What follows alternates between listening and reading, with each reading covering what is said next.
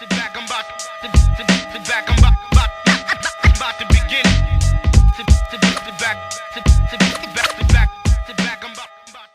It wasn't until I met my wife and my pull-out game got weak, and this was the phrase that pays.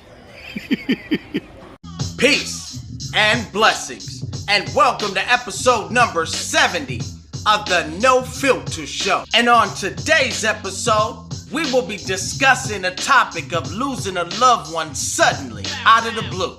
Now, of course, this No Filter Show was dedicated to Big L, rest in peace, a lyricist that was taken before his time.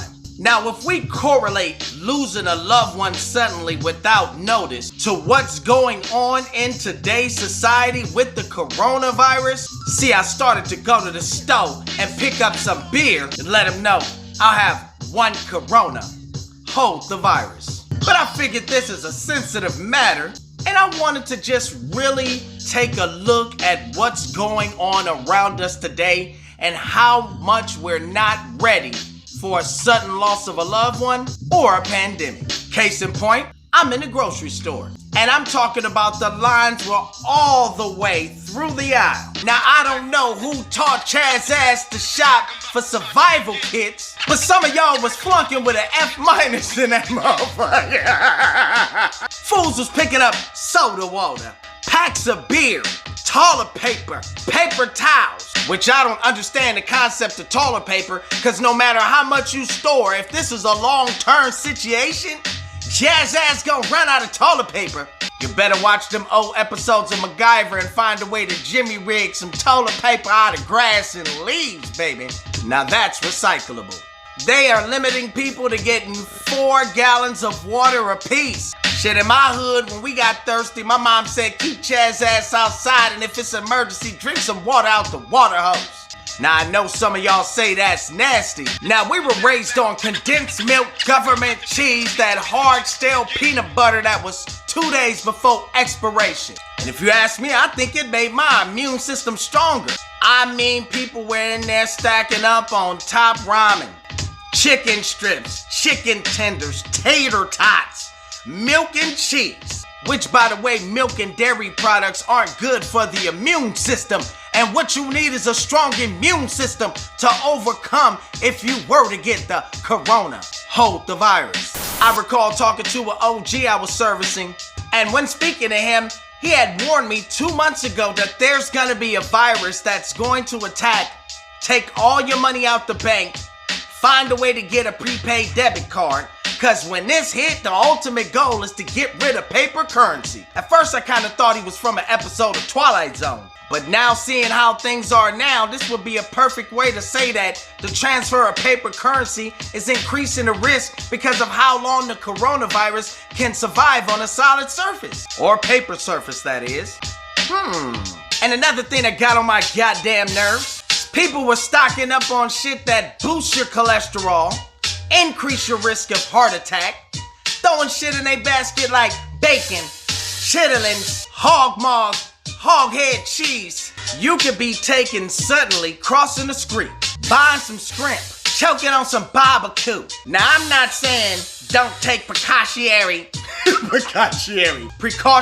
methods when stepping outside, but until they declare martial law, stop acting like it. Because in reality, we're creating the narrative. Tying this all in, we all are subject to being exposed to the coronavirus. The key is boosting your immune system, looking up herbs, medicines, natural medicines, fruits, vegetables that will boost your immune system, and staying away from tobacco, alcohol, and things of that sort that will decrease your immune system.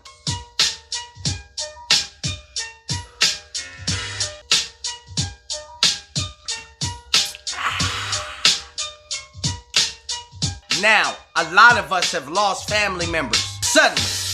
Blink of an eye, snap of a finger. And it threw us for a loop because never in a million years would we have imagined losing someone so suddenly. Imagine getting a phone call and being told that one of your loved ones was suddenly taken. But a lot of people associate that with the pandemic that's going on and not the common everyday things that can happen in your everyday life.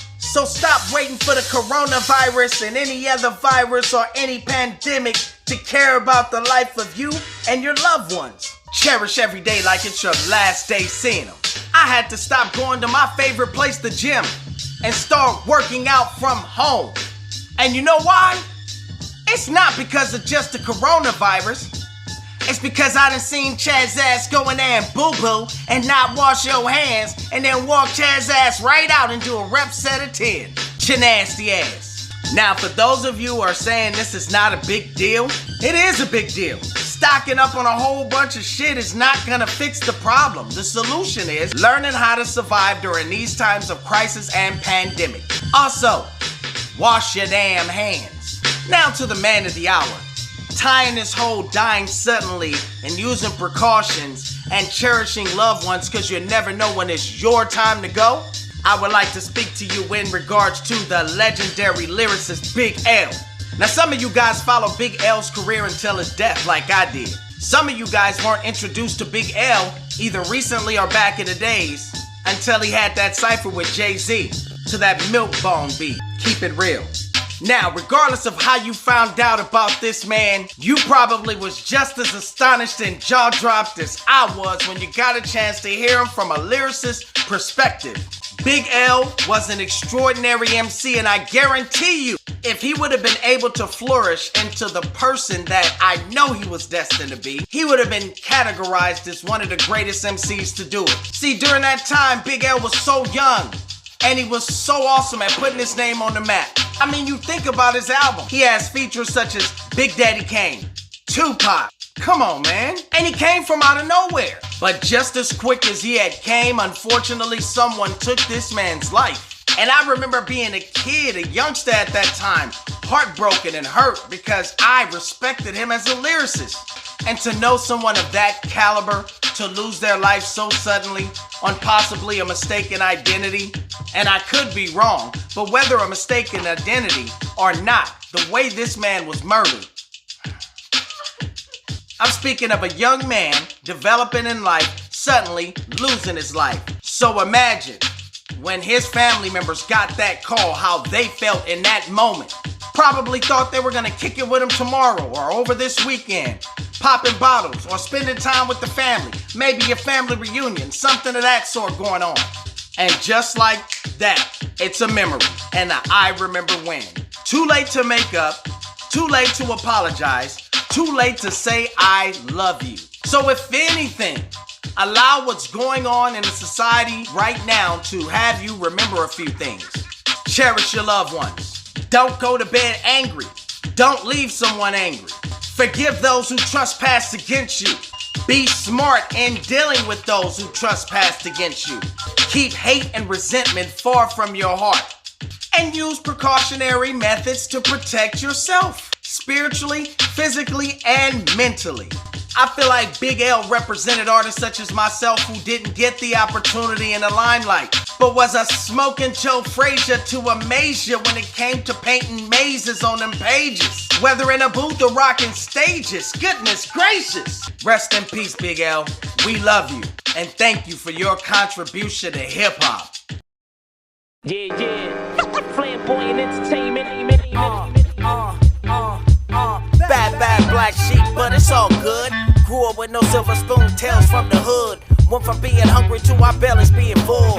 Death row nights trying to stay away from Suge. Wild West shootouts and cars being pulled. Soldiers went from owning them to we paying condolences. Acting like the quotas for tours for the bull. Put a pine box 6 feet, bird in the woods. People want a peephole, gotta take a look. Won't support it but aborted in the industry of crooks. When I lock it down bars, put some money on my books. Look, ice became my vein, so I had to cold shoulder them. Nova Scotia proposal, the boys so over it. Y'all know that it's over with, shit, give me what you took.